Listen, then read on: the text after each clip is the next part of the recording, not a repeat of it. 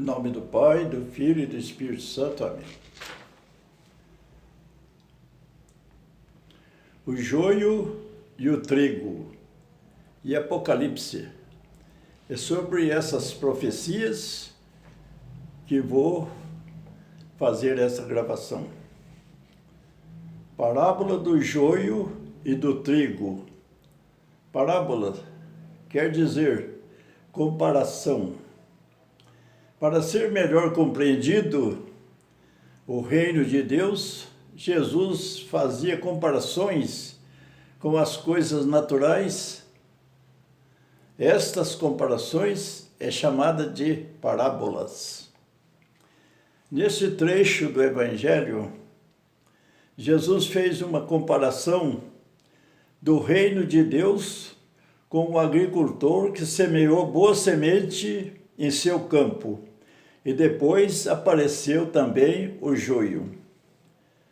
Então os empregados, ao ver nascer também o joio no meio do trigo, procuraram o patrão e disseram: "O senhor não semeou boa semente no seu terreno? De onde vem então o joio?" Respondeu-lhes: "Foi alguns inimigos que fez isto." E os empregados perguntaram: "Queres que arranquemos o joio?" O patrão respondeu: "Não, para que não suceda que ao colher o joio, arranqueis também o trigo. Deixai que os dois cresçam junto até a colheita. E no momento da colheita, direi aos ceifadores: arrancai primeiro o joio, ajuntai-o em feixes para ser jogado ao fogo, e recolhei depois o trigo em meu celeiro." Vamos repetir um pouco sobre as palavras de Jesus neste trecho do Evangelho de Mateus, capítulo 13, versículo 24 a 30. O agricultor, nesse caso aqui, o agricultor é Jesus. A semente é sua palavra. O terreno é a humanidade. E a plantação é sua igreja. Os operários são os apóstolos e seus sucessores. Jesus edificou sua igreja sobre toda a humanidade. Por isso que somos igreja viva.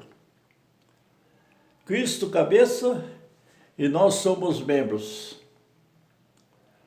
Esta é a igreja verdadeira, que vai permanecer até a segunda vinda de Cristo, até a vinda do Filho do Homem, em sua glória. Esta igreja Jesus comparou com o trigo, semeado no terreno que é a humanidade, e disse: os poderes do inferno jamais conseguirão dominá-lo. Esta edificação é puramente divina, sobre pessoas humanas. Com o passar dos tempos, os dirigentes operários desta igreja dormiram e veio o diabo, através do imperador Constantino, e semeou o joio dentro desta igreja, que é o trigo. Com certeza foi nesse tempo que o joio foi semeado no meio do trigo. A igreja instituída por Cristo é puramente divina. Se fosse uma igreja humana, teria registro em cartórios, sede próprias e alguns bens materiais. Mas não tem nada disto. Jesus os exortou a ser uma igreja pobre. Não leveis ouro e nem prata. Esta foi a recomendação de Jesus: não leveis ouro e nem prata, nem duas túnicas. Depois que a igreja pecou, vendendo o poder aos imperadores, o imperador Constantino, no ano 313 depois de Cristo, e mais tarde o imperador Teodósio, no ano de 380, edificou uma igreja puramente humana, com registro em cartório, sede própria, muitos bens, dinheiros e poderes, com o nome de Igreja Católica Apostólica Romana.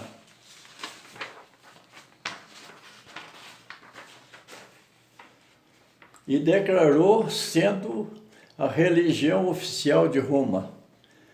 Ele deu o nome de Igreja Católica Apostólica Romana e declarou sendo a religião oficial de Roma. Isso foi no ano 380 depois de Cristo. Foi nesse tempo que o joio entrou no meio do trigo. Foi nesse tempo que o mal entrou dentro da igreja e cumpriu a profecia de Jesus que disse: deixais os dois que cresçam junto até a colheita. Desde o ano 380 que vem este mal dentro da igreja verdadeira. Dentro da igreja verdadeira. Aí ela passou a ser uma igreja com duas instituições. A primeira é a instituição divina, edificada por Cristo. A segunda, uma instituição humana, edificada por Teodósio, imperador de Roma. Esta passou a ser uma igreja divina e humana, santa e pecadora. Isto ninguém de bom senso pode negar. Como Jesus disse, deixai os dois crescerem juntos, eles permaneceram juntos por mais de 1700 anos, ora dominado por um, ora dominado por outro. Assim viveu a igreja neste grande período, acertando e errando-se. Nesse tempo tivemos papas e bispos santos que, sentado na cátedra de Pedro, proclamaram muitos dogmas de fé, importante para o crescimento dos fiéis.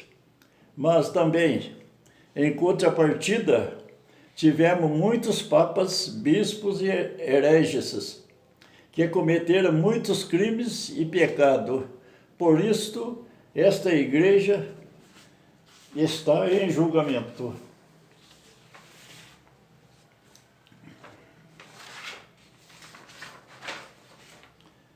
Estamos em plena colheita, como Jesus disse. E no momento da colheita, direi aos ceifadores: arrancai primeiro o joio, atai-o em feixes, para ser jogado no fogo. Mateus capítulo 3, versículo 30. O fim dos tempos chegou, mas ainda não é o fim do mundo, porque o fim dos tempos é uma coisa e o fim do mundo é outra. Não se mistura. Muitas vezes pensamos que o fim dos tempos é fim do mundo, o fim do mundo é fim dos tempos. Não. O fim dos tempos não é o fim do mundo. Depois que passar o fim dos tempos, depois virá o fim do mundo. Depois o Filho do Homem virá sobre as nuvens e julgará essa nação, e daí chegou o fim. Fim dos tempos chegou, mas ainda não é o fim do mundo. Está escrito na segunda carta de São Paulo aos Tessalonicenses, capítulo 2, versículo 3 e 4. Estamos vivendo o tempo da apostasia. Veja o que está escrito: que ninguém vos engane, de nenhum modo, pois antes deve vir a apostasia, deve revelar-se o ímpio, o condenado, o adversário, aquele que se levanta acima de tudo que se traz o nome de Deus, ou recebe um culto, chegando a sentar-se em pessoas no santuário de Deus, apresentando-se como Deus, segundo Tessalonicenses, capítulo 2, versículo 3 e 4. Com a revelação do anticristo vai encerrar o fim dos tempos, para aguardar a vinda do Filho do Homem em sua glória, para o julgamento universal de toda a humanidade. O Papa Francisco, é mais do que um papa, porque ele é escolhido por Deus para separar o joio do trigo. Quando ele diz que a igreja está em saída, é para entregar o poder ao inimigo anticristo, pois até outra religião anticristã já está assinada e promulgada, com dias marcados. Fim dos tempos será muito próximo, como está escrito em Mateus capítulo 13, versículo 30. O joio já está sendo separado do trigo para ser queimado. Neste tempo, cumpre-se a profecia de Davi. Salmo 110, versículo 1.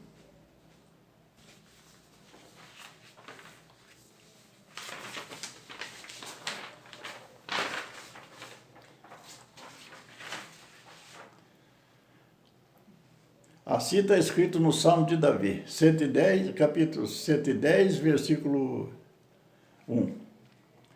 Javé disse ao meu Senhor, senta-te à minha direita, até que eu ponha teus inimigos debaixo dos teus pés.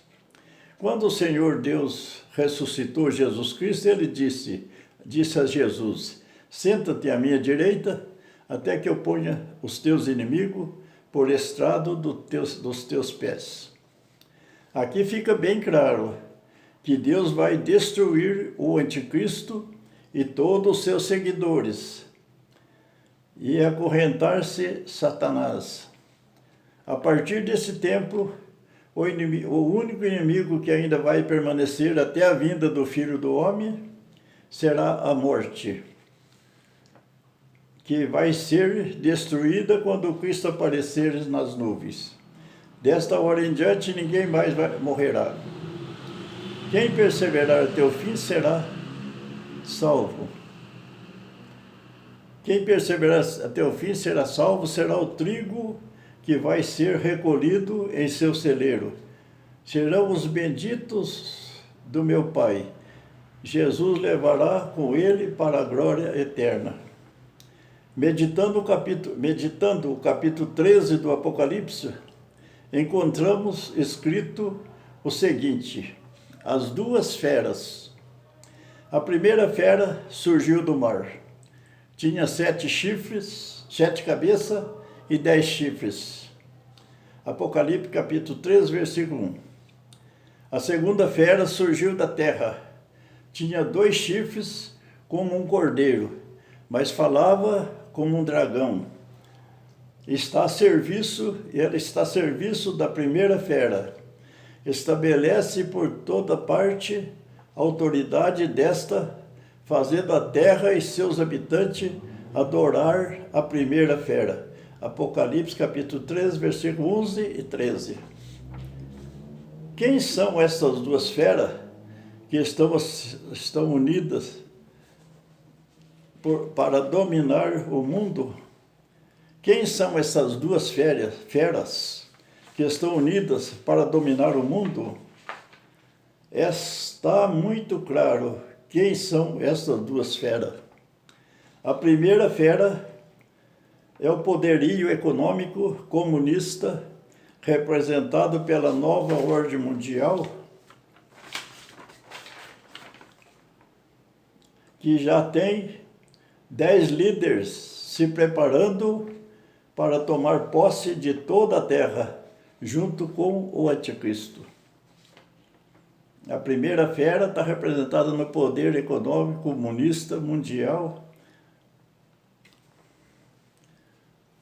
representado pela nova ordem mundial, que já tem 10 líderes, preparando para tomar posse de toda a terra junto com o anticristo. A segunda fera é o poderio religioso, que se une a serviço da primeira fera, representada pelo maior líder religioso, que tem cara de cordeiro, mas fala como um dragão. Está levando os fiéis a adorar a primeira fera, que no caso será o anticristo. Destino das duas feras está escrito no Apocalipse 17, capítulo 12. Apocalipse, capítulo 17, versículo 12. Os 10 chifres que viste são 10 reis que ainda não receberam a realeza, mas receberão um poder real por apenas 1 hora, com a fera. Todos têm uma só intenção: entregar à fera seu poder e sua autoridade. O povo, a fuga do povo. Fuga do povo está escrito no Apocalipse 18, versículo 4. Então está escrito lá, fuga do povo. Ouvi então uma voz vinda do céu, que dizia: sai dela, ó meu povo, para que não sejais cúmplice de suas faltas, nem tenhais de sofrer com suas pragas, pois seus pecados se amontoaram até o céu. Aí chegou o fim dos tempos, quando o anticristo, junto com os 10 reis, assumir a realeza. Deus vai em apenas 1 hora queimar todo o mal da terra em uma só hora. Aí se completa a parábola do joio e do trigo.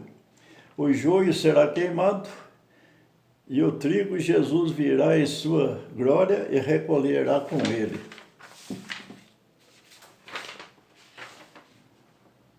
Está muito claro que essas profecias já estão se realizando. Se prepare, rezem, faça penitência. Jesus disse: quem perseverar até o fim será salvo. A escolha é de cada um de nós. Sai dela, meu povo, para que não sejais queimado junto com o joio. Se prepara, rezemos e pedimos a Deus, Nossa Senhora, Mãe de Jesus Cristo, que interceda a Deus por nós, para que nós não percamos a fé. Vamos seguir em frente e esperar. Em nome do Pai, do Filho e do Espírito Santo. Amém.